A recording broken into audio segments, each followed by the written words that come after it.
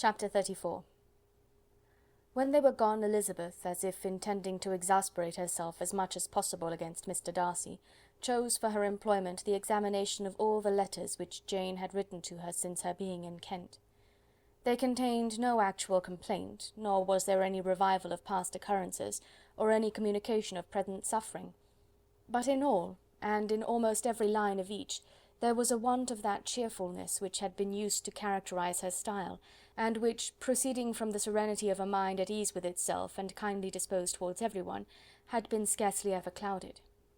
Elizabeth noticed every sentence conveying the idea of uneasiness with an attention which it had hardly received on the first perusal. Mr. Darcy's shameful boast of what misery he had been able to inflict gave her a keener sense of her sister's sufferings. It was some consolation to think that his visit to Rosings was to end on the day after the next, and a still greater, that in less than a fortnight she should herself be with Jane again, and enabled to contribute to the recovery of her spirits by all that affection could do. She could not think of Darcy's leaving Kent without remembering that his cousin was to go with him, but Colonel Fitzwilliam had made it clear that he had no intentions at all, and agreeable as he was, she did not mean to be unhappy about him. While settling this point, she was suddenly roused by the sound of the door-bell, and her spirits were a little fluttered by the idea of its being Colonel Fitzwilliam himself, who had once before called late in the evening, and might now come to inquire particularly after her. But this idea was soon banished, and her spirits were very differently affected, when, to her utter amazement, she saw Mr. Darcy walk into the room. In an hurried manner, he immediately began an inquiry after her health, imputing his visit to a wish of hearing that she were better. She answered him with cold civility. He sat down for a few moments, and then, getting up, walked about the room. Elizabeth was surprised, but said not a word. After a silence of several minutes, he came towards her in an agitated manner, and thus began: "In vain I have struggled. It will not do. My feelings will not be repressed. You must allow me to tell you how ardently I admire and love you." Elizabeth's astonishment was beyond expression. She stared, coloured, doubted, and was silent.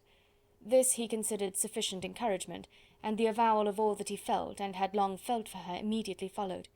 He spoke well, but there were feelings besides those of the heart to be detailed, and he was not more eloquent on the subject of tenderness than of pride. His sense of her inferiority, of its being a degradation, of the family obstacles which had always opposed to inclination, were dwelt on with a warmth which seemed due to the consequence he was wounding, but was very unlikely to recommend his suit. In spite of her deeply rooted dislike, she could not be insensible to the compliment of such a man's affection, and though her intentions did not vary for an instant, she was at first sorry for the pain he was to receive, till, roused to resentment by his subsequent language, she lost all compassion in anger. She tried, however, to compose herself to answer him with patience when he should have done. He concluded with representing to her the strength of that attachment which, in spite of all his endeavours, he had found impossible to conquer, and with expressing his hope that it would now be rewarded by her acceptance of his hand. As he said this, she could easily see that he had no doubt of a favourable answer. He spoke of apprehension and anxiety, but his countenance expressed real security. Such a circumstance could only exasperate farther, and when he ceased, the colour rose into her cheeks, and she said: "In cases such as these, it is, I believe, the established mode to express a sense of obligation for the sentiments avowed, however unequally they may be returned. It is natural that obligation should be felt, and if I could feel gratitude, I would now thank you. But I cannot. I have never desired your good opinion, and you have certainly bestowed it most unwillingly.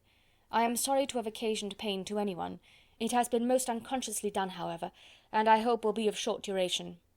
The feelings which, you tell me, have long prevented the acknowledgment of your regard, can have little difficulty in overcoming it after this explanation." Mr. Darcy, who was leaning against the mantelpiece with his eyes fixed on her face, seemed to catch her words with no less resentment than surprise. His complexion became pale with anger, and the disturbance of his mind was visible in every feature. He was struggling for the appearance of composure, and would not open his lips till he believed himself to have attained it. The pause was to Elizabeth's feelings dreadful. At length, with a voice of forced calmness, he said: "And this is all the reply which I am to have the honour of expecting? I might, perhaps, wish to be informed why, with so little endeavour at civility, I am thus rejected, but it is of small importance." "I might as well inquire," replied she, "why, with so evident a desire of offending and insulting me, you chose to tell me that you liked me against your will, against your reason, and even against your character. Was not this some excuse for incivility if I was uncivil? But I have other provocations. You know I have. Had not my feelings decided against you, had they been indifferent, or had they even been favourable, do you think that any consideration would tempt me to accept the man who has been the means of ruining, perhaps for ever, the happiness of a most beloved sister?" As she pronounced these words, Mr. Darcy changed colour, but the emotion was short, and he listened without attempting to interrupt her while she continued. "I have every reason in the world to think ill of you. No motive can excuse the unjust and ungenerous part you acted there. You dare not, you cannot deny, that you have been the principal, if not the only means of dividing them from each other, of exposing one to the censure of the world for caprice and instability, and the other to its derision for disappointed hopes, and involving them both in misery of the acutest kind." She paused, and saw with no slight indignation that he was listening with an air which proved him wholly unmoved by any feeling of remorse. He even looked at her with a smile of affected incredulity. "Can you deny that you have done it?" she repeated. With assumed tranquillity he then replied, "I have no wish of denying that I did everything in my power to separate my friend from your sister, or that I rejoice in my success. Towards him I have been kinder than towards myself." Elizabeth disdained the appearance of noticing this civil reflection, but its meaning did not escape, nor was it likely to conciliate her. "It is not merely this affair," she continued, "on which my dislike is founded. Long before it had taken place, my opinion of you was decided. Your character was unfolded in the recital which I received many months ago from Mr. Wickham. On this subject what can you have to say? In what imaginary act of friendship can you here defend yourself? Or under what misrepresentation can you here impose upon others?" "You take an eager interest in that gentleman's concerns," said Darcy, in a less tranquil tone, and with a heightened colour. "Who that knows what his misfortunes have been can help feeling an interest in him?" "His misfortunes!" repeated Darcy contemptuously. "Yes, his misfortunes have been great indeed." "And of your infliction," cried Elizabeth with energy. "You have reduced him to his present state of poverty, comparative poverty. You have withheld the advantages which you must know to have been designed for him. You have deprived the best years of his life of that independence which was no less his due than his desert. You have done all this, and yet you can treat the mention of his misfortune with contempt and ridicule." "And this," cried Darcy, as he walked with quick steps across the room, "is your opinion of me? This is the estimation in which you hold me? I thank you for explaining it so fully. My faults, according to this calculation, are heavy indeed. But perhaps," added he, stopping in his walk and turning towards her, "these offences might have been overlooked, had not your pride been hurt by my honest confession of the scruples that had long prevented my forming any serious design. These bitter accusations might have been suppressed, had I, with greater policy, concealed my struggles, and flattered you into the belief of my being impelled by unqualified, unalloyed inclination. By reason, by reflection, by everything. But disguise of every sort is my abhorrence. Nor am I ashamed of the feelings I related. They were natural and just. Could you expect me to rejoice in the inferiority of your connections?